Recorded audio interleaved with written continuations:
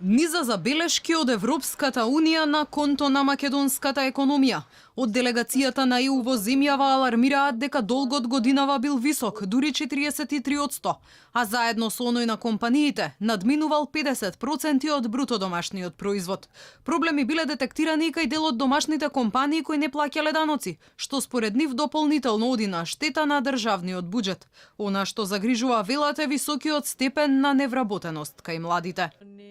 Последниот предизвик е високиот степен на невработеност кај младите. Сметаме дека овој процент е околу 45 од 100, значи ова е многу висока бројка, доколку сватите дека средната вредност, средната бројка во Европската унија на невработеност на млади е 15% од 100. Земјата треба да троши онолку колку што заработува, апелираат од Унијата. Бараат поврзување на растот кај пензиите со инфлацијата и итно одобрување на мерките за собирање на даноци. Во однос на катастрофалната реализација на инфраструктурните активности, од делегацијата велат дека тоа било штетно и за државата и за економијата.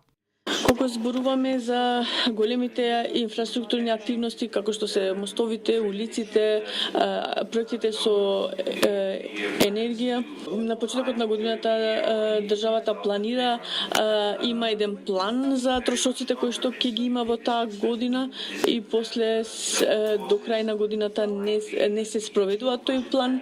Ова е штета. Проблемот со невработеноста кај младите и масовното иселување од земјава треба да се реши со квалитетни образовни програми, кои ќе ги подготват младите луѓе за пазарот на трудот. Од Унијата велат дека образованието е несоодветно на барањата на бизнис секторот. Апелираат до институциите на младите над 25 години по завршување на формалното образование, државата да им нуди квалитетни работни места или соодветно за наетчиско надоградување. Инаку извештајот за напредокот на земјава во кој ќе бидат евидентирани економските реформи, Унијата ќе го објави кон крајот на месецов.